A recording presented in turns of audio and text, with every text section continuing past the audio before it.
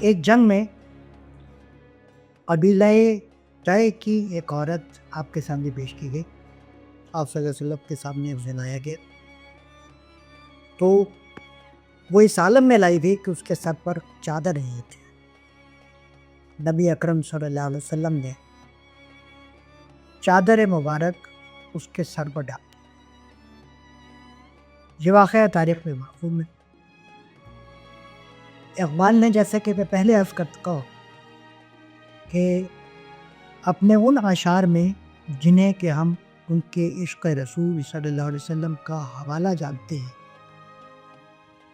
ان میں مختلف تاریخی واقعات کو بھی منظوم کیا جن کا تعلق آپ کی سیرت پاک سے بنتا ہے۔ تو اسی واقعے کو پس منظر میں رکھتے ہوئے اقبال کے یہ اشعار دیکھیے، اور پھر یہ دیکھیے کہ اقبال نے اس واقعے کو اپنے احوال سے، اپنے انفرادی احوال سے اور اپنے قومی و اجتماعی احوال سے کس طرح مربوط کر دیا۔ ماں خاتون طے اور یا ترے، ماں ہم آزان خاتون طے، ہم قبیلہ بنی طے کی اس خاتون سے زیادہ اولیاء ہیں۔ ماں آزاد خاتون طے اوریاں ترین، پیش اقوام جہان پی چودھری۔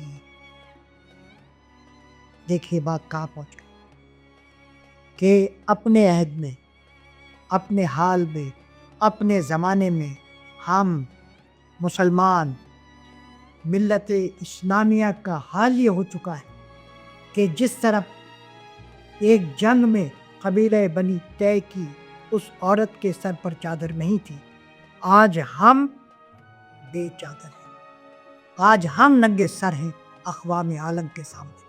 آج ہم اپنی عزتیں اور آج ہم اپنی حمیتیں چھوڑ چکے ہیں، ان سے منہ موڑ چکے ہیں۔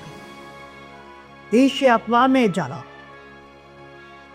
آج کی اقوام ان کے سامنے بے چادر ہیں، ہم بے چادر ہیں ان کے سامنے۔ روز محشر اعتبار ماسکوس،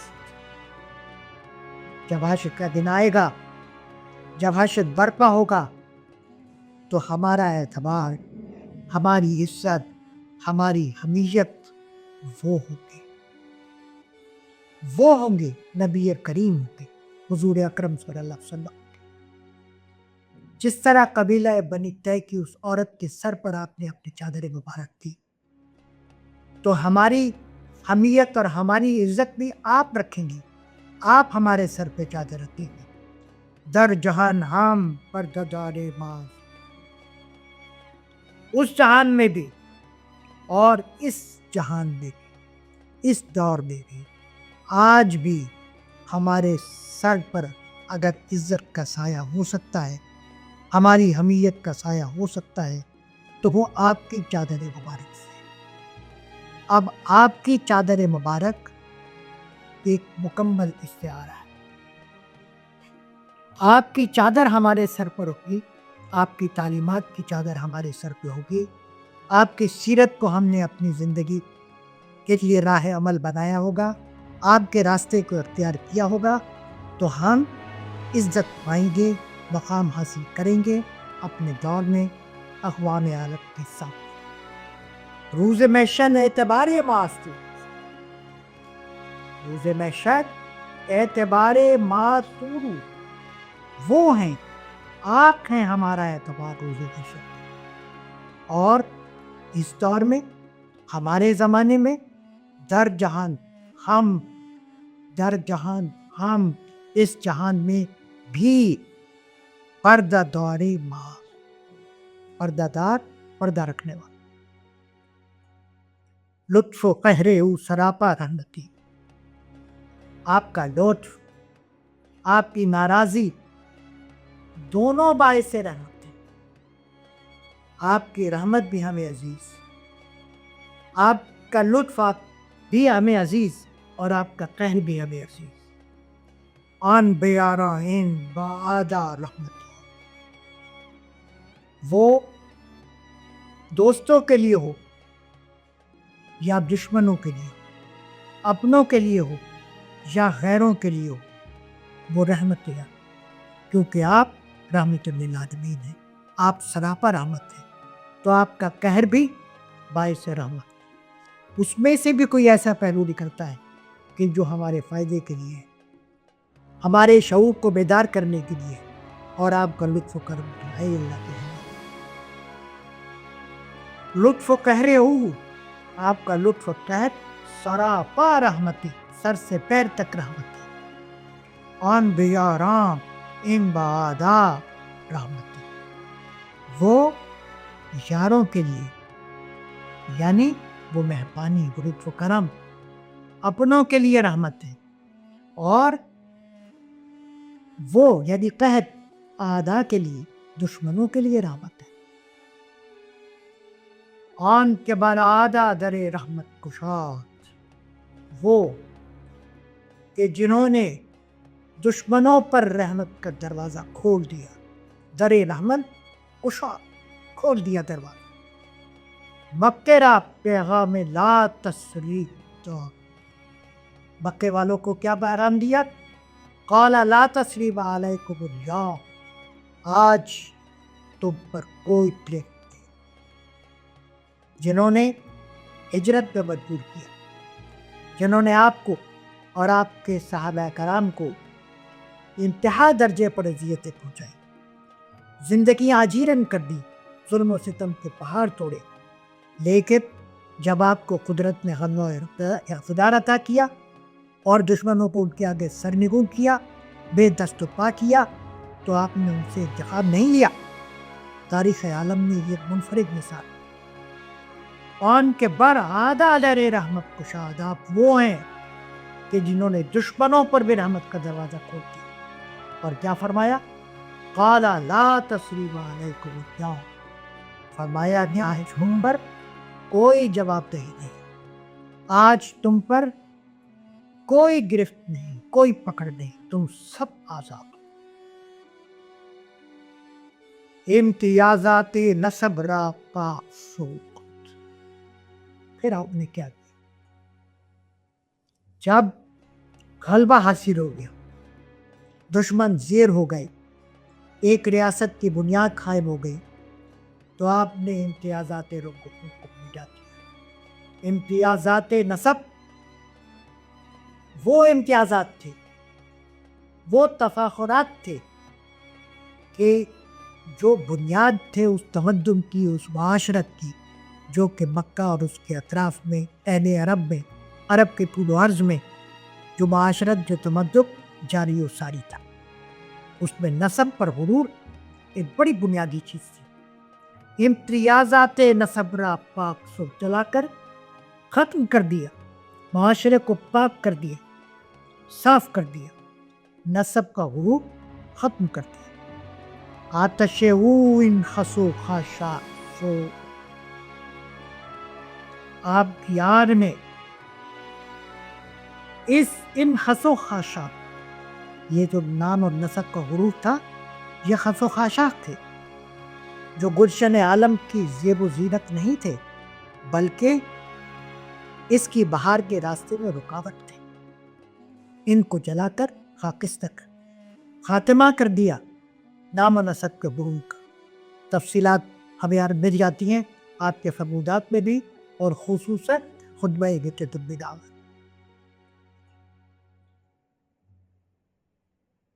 اقبال نے اپنے ناقیہ تصورات و خیالات اور فرمودات جس طرح منظوم کیے، میں عرض کرتا چلا رہا ہوں ساتھ ساتھ کہ آپ نے حضور صلی اللہ علیہ وسلم کی زندگی کا کوئی گوشہ نہیں چھوڑا، آپ کے حوالے سے پیش آنے والا کوئی واقعہ نہیں چھوڑا، اور ہماری تاریخ سے ملنے والا کوئی حوالہ آپ نے نہیں چھوڑا، اقبال نے نہیں چھوڑا کہ جو منظوم ہونے سے رہ گیا۔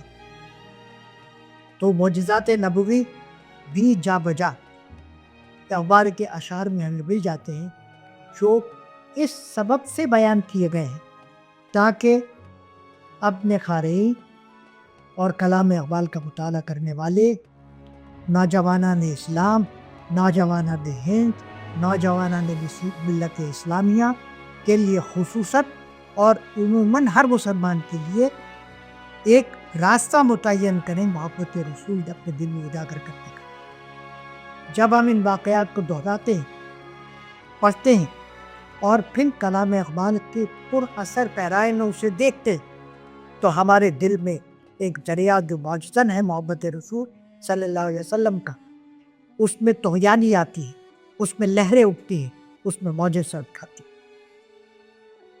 تو مشہور باتیں آئے کہ مسجد نبوی میں منبر کی تعمیر سے پہلے ایک ستون تھا، ستون حنانہ، جس سے ٹیک لگا کر حضور اکرم صلی اللہ علیہ وسلم خطبہ ارشاد فرمایا کرتے تھے۔ جب مسجد نبوی میں باقاعدہ منبر بن گیا اور آپ اس منبر پر خطبہ ارشاد فرما رہے تھے تو رونے کی آواز ہے، گریہ ازاری کی آواز ہے، ایک دبی دبی سسکیوں کی سی آواز ہے۔ وہ آواز صحابہ کرام نے بھی سنی، آپ نے بھی سنی۔ صحابہ کرام حیران ہوئے، انہیں تردد ہوا، تشویش ہوئی کہ کون رو رہا ہے، کون فریاد کر رہا ہے، سمجھ میں نہیں ہے۔ نبی کریم صلی اللہ علیہ وسلم سے معلوم کی، آپ نے فرمایا کہ یہ ستون حنانہ اس کی فریاد ہے، یہ اس کی گریہ ازاری ہے، یہ اس کی صدا ہے جو کہ میرے ہجر میں بلند ہوئی، کیونکہ اب میں اس سے ٹیک لگا کر خطبہ نہیں لوں گا، اور اب میں ٹیک لگاؤں گا، اب میں جلوہ افروز ہوں گا اس منبر کا۔ لہٰذا ہجر کا غم، ہجر کا دکھ یہ ستون، یہ لکڑی محسوس کر رہی ہے۔ تو یہ بھی آپ نبی کریم صلی اللہ علیہ وسلم کے معجزات میں ایک عظیم الشان معجزہ کہ اس سے یہ ظاہر ہوتا ہے کہ نبی اکرم صلی اللہ علیہ وسلم کی ذات گرامی قدر صرف ہم انسانوں ہی کے لیے باعث محبت، باعث نیاز نہیں تھی، وہ ہمارے ہی لیے رحمت نہیں تھے، ان کا عشق ہمارے ہی لبوں پر سرایت نہیں کر رہا تھا یا کر رہا ہے، بلکہ کائنات کا ذرہ ذرہ عشق رسول کی روشنی سے دمک ہے۔ منچ گویم است واللہ عشق کیست، اقبال کہتے ہیں منچ گویم، میں کیا کہوں، میں کیا کہہ سکتا ہوں، میں کیا بیان کر سکتا ہوں۔ منچ گویم است واللہ عشق، اس محبت کے بارے میں، اس تولا کے بارے میں کہ وہ کیا ہے، میری سمجھ سے بالاتر ہے۔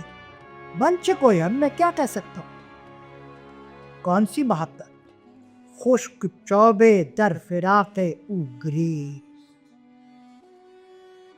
کہ خشک لکڑی، خشک چوب آپ کے فراق میں، آپ کے ہجر میں روئی ہو، آپ کے ہجر میں رو رہی تھی وہ خشک لکڑی، وہ ستون حنانہ۔ تو میری عقل، میری سمجھ اس حقیقت ہے، لیکن میری محدود عقل وہاں تک نہیں پہنچ سکتی۔ میں اس حقیقت کو بیان تو کر سکتا ہوں، میرا ایمان تو ہے اس حقیقت پر، لیکن اس کی تہ میں اترنا میری محدود عقل کے بس کی بات نہیں۔ منچ گویم باطن ہر شے ضیائی میں قوی، باطن ہر شے، ہر چیز کا باطن، ہر چیز کا بطون، ہر چیز کا اندرون، ہر چیز کی تہ میں کیا ہے، ایک آئین موجود ہے، ایک قانون موجود ہے، ایک ضابطہ موجود ہے۔ سورج ضابطے کے بغیر نہیں ہے، چاند آئین کے بغیر نہیں ہے، ہواؤں کا چلنا، بارشوں کا برسنا، طوفانوں کا آنا، زلزلوں کا آنا، دریاؤں کا، سمندروں کا بکھرنا، بہنا، رواں ہونا کسی قانون کے تحت ہے، کسی آئین کے تحت ہے۔ قدرت نے کسی شے کو بے آئین نہیں رکھا، قانون کے اور ضابطے کے بغیر نہیں رکھا۔ باطن ہر شے ذی آئین قوی، ذی آئین قوی، آئین سے پرقوت ہے، پرطاقت ہے۔ اگر آئین سے انحراف کرے کہ کوئی شے، قدرت نے اسے جو قانون دے دیا، جو حکم دے دیا، اطاعت کا جو ضابطہ مقرر کر دیا، جس مدار میں اسے گھومنے کے لیے کہہ دیا، اس سے انحراف اس شے کی باطن ہر شے ذی آئین قوی، قانون پر عمل کرنا، آئین پر عمل کرنا، احکام کو ماننا، ایمان لانا، ایمان پر جم جانا، حکم خدا بندی پر آمنا و صدقنا کہنا، یہ گھاٹے کا سودا نہیں، یہ سراسر فائدہ ہی فائدہ ہے، کیونکہ اس سے ہمارا اپنا باطن مستحکم ہوتا ہے، ہماری اپنی شخصیت، ہمارا اپنا وجود قوت حاصل کرتا ہے۔ باطن ہر شے، کوئی ایک شے نہیں، کوئی ایک چیز نہیں، ہر شے، باطن ہر شے ذی آئین قوی، تو چرا غافل ذی ایما، تو چرا غافل ذی ساما روی۔ لیکن اس ساز و سامان سے، ان ضابطوں سے، اس آئین سے، ان قوانین سے تو کیوں انحراف کرتا ہے؟ تو کیوں بھاگتا ہے؟ کیوں ان سے دوڑتا ہے؟ ان سے پہرو تہی کرتا ہے؟ گریز کی کیفیت کیوں ہے تجھ میں؟ تو چرا غافل، تو کون؟ اے مرد مسلم، اے اسلام کا نام لینے والی، اے ہند کے مسلم، اے عرب کے مسلم، اے عجم کے مسلم، تمام اہل عالم، تم کیوں اس آئین سے غافل، تم کیوں اس قانون سے خوف زدہ ہو؟ قانون سخت ہوتا ہے، قانون ہمیں کسی ضابطے کے تحت لاتا ہے، قانون ہم سے ہماری مرضی چھین لیتا ہے، قانون ہم سے بہت ساری اطاعتوں کا تقاضا کرتا ہے، اور ہماری فطرت بحیثیت انسان بے شمار مواقع پر آزادی کی خواہاں ہوتی ہے۔ ہم آزادی میں خوش ہوتے ہیں، ہم چاہتے ہیں کہ ہم پر پابندیاں نہ ہو، آزادی ہو، اور بہت سو کے نزدیک تو آزادی بھی وہ ہو کہ بے لغام آزادی۔ باطن ہر شے ذی آئین قوی، تو چرا غافل ذی ساما روی، تو کس لیے فرما برداری کو پس پشت جاتا ہے؟ آئین کیا ہے؟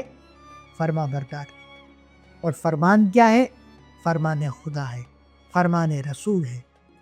تو فرمان خدا پر عمل کرنا، فرمان رسول پر عمل کرنا ہی ہمارے لیے باعث تقویت ہونا چاہیے، اور باعث تقویت ہے۔ اسی سے جہاں میں عزت ہے، اسی میں کھوئی ہوئی عزت اور عظمت کی بحالی کا راز مضمر ہے۔ شکوہ سنجے سختیے آہیں مشا، شکوہ سنج، شکوہ گبار، شکایت کنندہ، شکایت کرنے والا نہ بن۔ یہ نہ کہہ کہ آئین بہت سخت ہے، یہ نہ کہہ کہ قوانین خدا کی پابندی مشکل ہے، دشوار ہے۔ یہ سوچ کہ سمعنا، میں نے سنا، وَأَطَعْنَا، اور میں نے اطاعت کی۔ سمعنا اور اطعنا کے درمیان کوئی دیوار تھی، کوئی وقفہ نہیں، کوئی فاصلہ نہیں، کوئی فاصل نہیں، اور کوئی عذر نہیں، بس سنا ہے اور اطاعت کے لیے سر جھکا دیا۔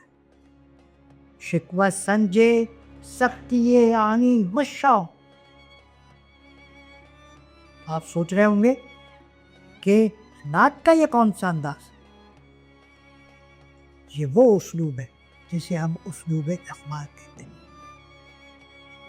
جس میں نعت نگاری کے حوالے سے، عشق رسول صلی اللہ علیہ وسلم کے حوالے سے پوری تاریخ اسلام آ جاتی ہے، پوری سیرت رسول آ جاتی ہے، آپ کے صحابہ کرام آ جاتے ہیں، بے شمار تاریخی حوالے آ جاتے ہیں، معجزات آ جاتے ہیں، عقائد آ جاتے ہیں، مقاصد نبوت سمٹ کر آ جاتے ہیں. تو یہ ساری چیزیں اس محیط کے اندر داخل ہو جاتی ہیں اور یہ سب مل کر ہمارے اندر وہ جذبہ پیدا کرتی ہے جسے کہ جذبہ عشق رسول کہتے ہیں. اقبال خود بھی عاشق رسول اور وہ ہمیں بھی عاشق رسول دیکھنا چاہتے ہیں، لیکن کیسا عاشق رسول؟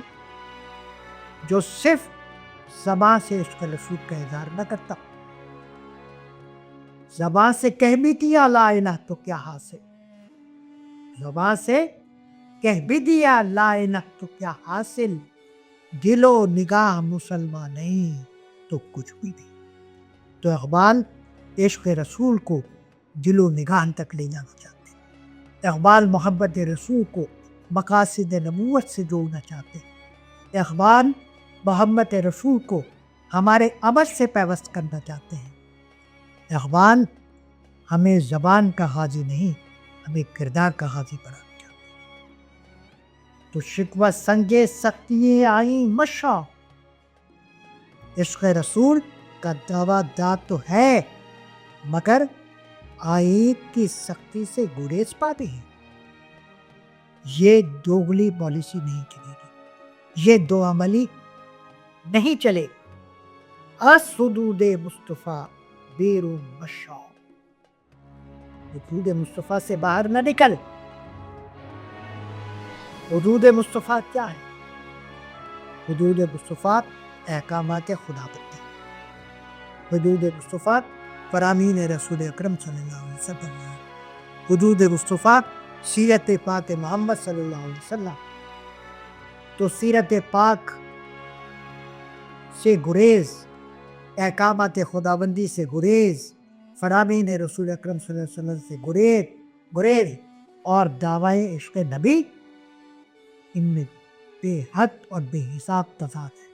اور جب تک اس تضاد کا خاتمہ نہیں ہوگا ہم اپنے آپ کو حدود مصطفیٰ کے قابل قرار نہیں دے سکتے. شکوہ سنجے سختی آئی مشا، جب کلمہ لا الہ الا اللہ محمد رسول اللہ کا اقرار کر لیا تو پھر عملی طور پر سرنڈر کرنا ہے، سر جھکانا ہے، فرما برداری کا رویہ اور راستہ اختیار کرنا ہے. از حدود مصطفیٰ غافل بشا، پھر کوئی راستہ نہیں ہے ان حدود سے باہر جانا. رمز سوز آموز از پرواہ نہیں.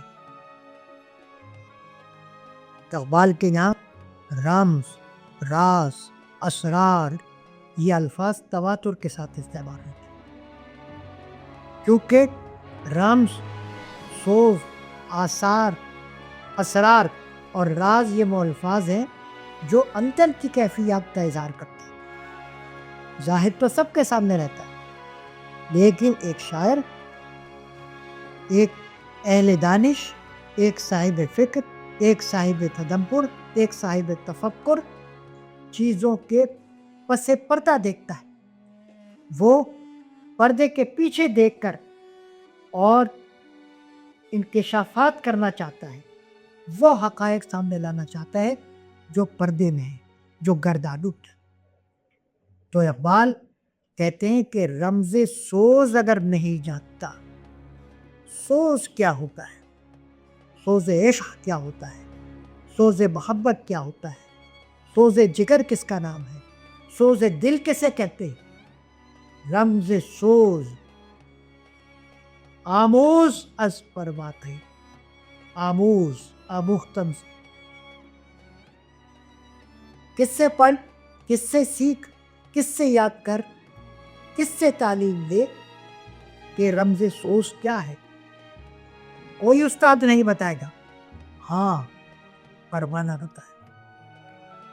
رمز سوز آغوز از پروانہ، پروانے سے، پتنگے سے جو شمع کے شعلے کو دیکھتا ہے اور ایک عاشق صادق کی طرح اس کا طواف کرتا ہے، اور طواف کرتے کرتے اس کے اتنے نزدیک آ جاتا ہے کہ شمع کی گرمی پروانے کے وجود کو پگھلا دیتی، راکھ بنا دیتی۔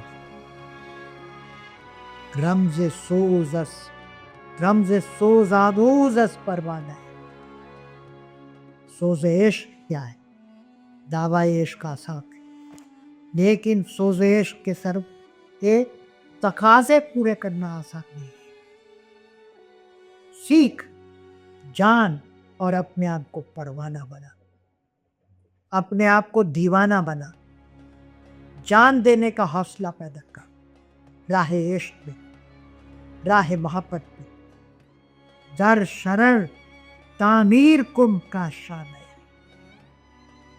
اپنا کاشانہ، اپنا گھر، اپنا محل، اپنی حویلی، اپنی جنت اس شرر کے اندر، اس چنگاری کے اندر پیدا کرنے کی صلاحیت لا کہیں۔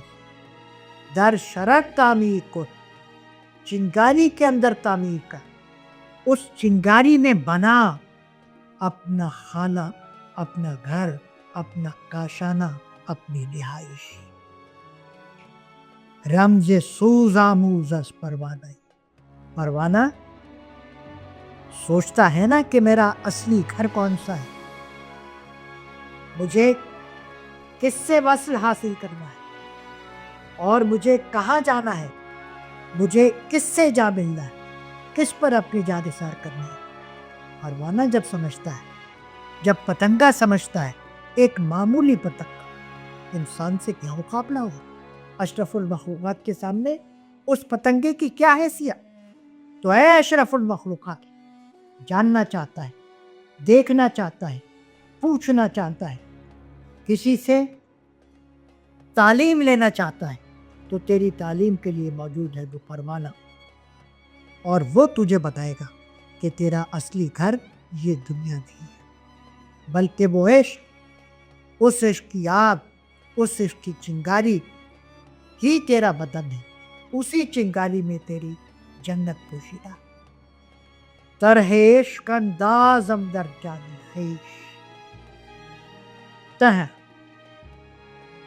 طرح ایک تو ہم عام طور پہ یہ لفظ استعمال کرتے ہیں، اور دوسرا ہے انداز، اسلوب، طور طریقہ۔ طرح عشق کیا ہے؟ انداز عشق کیا ہے؟ کوئی اخبار سے پوچھے، کوئی عاشق رسول سے پوچھے، کوئی عاشق صادق سے معلوم کرے۔ تو طرح عشق انداز اندر جان خویش، اپنے اندر طرح عشق پیدا کر، اپنے اندر کون سا اسلوب پیدا کر، اپنے وجود کو، اپنی زندگی کو، اپنے معمولات حیات کو کون سا اسلوب ادا کر، اپنی زندگی کا حوالہ کس آئین کو بنا، کس سیرت کو بنا، وہ ہے رمز عشق۔ تازہ کن باد الصفا پیمان خویش، تازہ کن پیمان، عہد، معاہدہ، ایگریمنٹ۔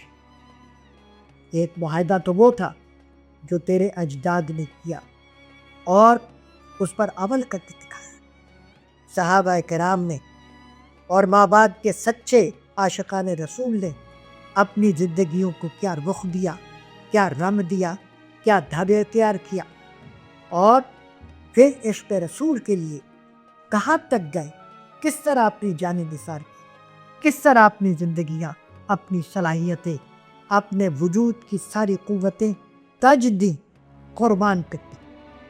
تو اگر سیکھنا ہے، اگر چاہتا ہے کوئی مرتبہ عشق رسول صلی اللہ علیہ وسلم میں کوئی مقام حاصل کرنا چاہتا ہے، تو طرح عشق انداز اندر جانے خیش، باہر جانے خیش نہیں، باہر سے اپنا حلیہ اپنا لباس اس کی اپنی ایک ہے۔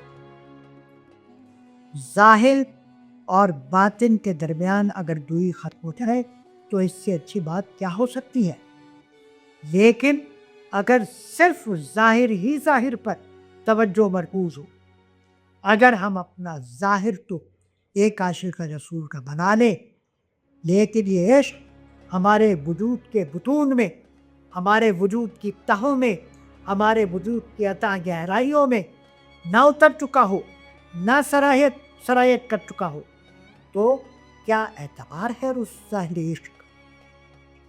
تو اقبال کہتے ہیں طرح عشق انداز اندر جانے خیش، خیش یعنی خود، سیلف، اپنے اندر، اپنے وجود کے اندر وہ جذبہ پیدا کر، اور پھر دوسرا کام کیا کر؟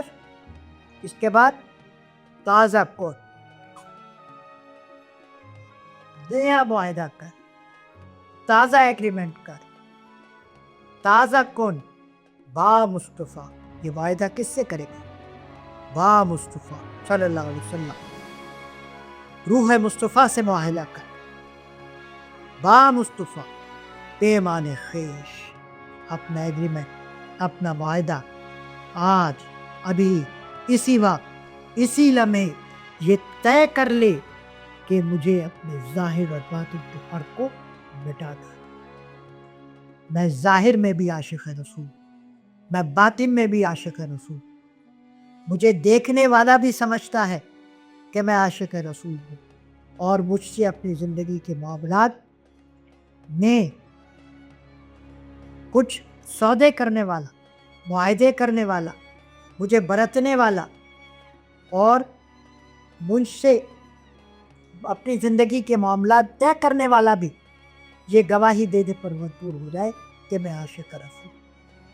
جیسے نبی اکرم صلی اللہ علیہ وسلم دیانتدار تھے، امین تھے، وعدے کی پابندی کرنے والے تھے، بہادر تھے، جرأت مند تھے، انصاف پسند تھے، عدل گستر تھے، اسی طریقے سے ہر دیکھنے والا، ہر سننے والا، مجھ سے ملنے والا ہر شخص، پوری دنیا، اقوام عالم، میری قوم، افراد عالم میری ذات کو دیکھ کر نبی اکرم صلی اللہ علیہ وسلم کی شخصیت کا، ان کی سیرت کا اندازہ کریں۔ ہر کے رمز مصطفیٰ فہمی دیاس، ایک اور عہدے، پھر رمز کا لفظ ہے، جو کوئی بھی حضور صلی اللہ علیہ وسلم کی شخصیت، آپ کے وجود، آپ کی سیرت، آپ کے پیغام، آپ کے مقاصد کی رمز جانتا ہے، اس کی تہ میں اتر چکا ہے، اس کے رازوں سے واقف ہے، وہ کیا جانتا ہے؟ فہمید است، اسے معلوم ہے، اس پر آشکار ہے، اس پر کھلا ہے۔ کیا کھلا ہے؟ ایک اور ٹرم، شرک را در خوف مضمر دیده است۔ جس نے بھی نبی کریم صلی اللہ علیہ وسلم کی ذات کو سمجھا، آپ کی ذات کے رمز کو جانا، آپ کے مقاصد نبوت کو پہچانا، وہ شرک سے دور ہو گیا۔ اس نے جان لیا کہ شرک خوف پیدا کرتا ہے، شرک پرورتہ خوف ہے، اور خوف پرورتہ شرک ہے۔ شرک میں خوف مضمر ہے، اور خوف میں شرک چھپا ہوا ہے۔ کہ کوئی شخص وحدت کا راستہ چھوڑ کر دوئی کا راستہ اختیار کرتا ہے، ایک خدا کے بجائے بہت سے خداؤں پر تکیہ کرتا ہے، وہ ایک سجدہ جسے تو کرا سمجھتا ہے، ہزار سجدوں سے دیتا ہے آدمی کو نجات۔ جو ایک سجدے سے منہ موڑتا ہے تو قدرت اس کو سزا دیتی ہے کہ اس کا سر ہر دروازے پر جھکا دیتے ہیں. جو ایک خدا کے آگے سر جھکانے سے شرماتا ہے تو اسے خدا ذلیل کرتا ہے ہر دہلیز پر، ہر دروازے پر. جو شک کے گناہ عظیم کا مرتکب ہوتا ہے اس کے دل سے بے خوفی چاہتی رہتی ہے. وہ ڈرتا ہے، اپنے جیسے انسان سے بھی ڈرتا ہے، معمولی حشرات سے بھی ڈرتا ہے، وہ سورج سے بھی ڈرتا ہے، وہ توازن سے بھی ڈرتا ہے، وہ برسات اور طوفان اور سیلاب سے بھی ڈرتا ہے، وہ اہل حکم سے بھی ڈرتا ہے، وہ ان سے بھی ڈرتا ہے کہ جن کے ہاتھوں میں اقتدار و اختیار ہے، اور جس کا ایمان اور جس کا یقین ایک رب العالمین پر ہوتا ہے، اور جو یہ کہتا ہے لا حول ولا قوت الا باللہ، اللہ کے سوا کوئی خوف نہیں، اللہ کے سوا کوئی صاحب جلال نہیں، اللہ کے سوا کوئی ہماری مدد کرنے والا نہیں، اللہ کے سوا کوئی پشت پناہ نہیں، اللہ کے سوا ظالموں کا ہاتھ پکڑنے والا کوئی نہیں ہے. تو جو اللہ کو اپنا پشت پناہ بنا دیتا ہے، جو شرک کے راستے سے باہر آ جاتا ہے، ہر کے رمز مصطفیٰ فہمی ریاض، کیونکہ نبی کریم صلی اللہ علیہ وسلم کی سیرت مبارکہ بھی ہمیں یہی بتاتی ہے کہ نبی کریم صلی اللہ علیہ وسلم نے شرک کا راستہ نہ خود اختیار کیا اور نہ یہ راستہ تعلیم دی. جب ہم نے شرک کا راستہ اختیار کیا تو پھر ہم ڈھلنے گئے، ہمیں خوف نے آ لیا، ہم سائے سے بھی ڈرنے لگے، ہم اپنے آپ سے بھی ڈرنے لگے، ہم دنیا سے بھی ڈرنے لگے، ہم اشرف المخلوقات ہوتے ہوئے مخلوقات کے ڈر میں، ان کے خوف میں، ان کی دہشت میں مبتلا رہنے لگے. ہر کے رمز مصطفیٰ فہمی دیاس، شرک را در خوف مضمر چھپا ہوا، شرک را در خوف مضمر دیاس. اور شرک کو کس میں چھپا ہوا دیکھتا ہے؟ خوف میں چھپا ہوا دیکھتا ہے، خوف میں ملفوف دیکھتا ہے. خوف جہاں ہوگا وہاں شرک لازم ہوگا. جو شخص خوف سے آزاد ہو جائے گا تو پھر وہ کیا کہے گا؟ وہ کہے گا کہ منظور منظور اے اہل دنیا. یہ مالنی کا، یہ مولانا محمد علی چاہر نے فرمایا، منظور منظور اے اہل دنیا، اللہ ہمارا باقی تمہارا. ہمیں اللہ ہی بس ہے، ہمیں اللہ ہی کافی ہے.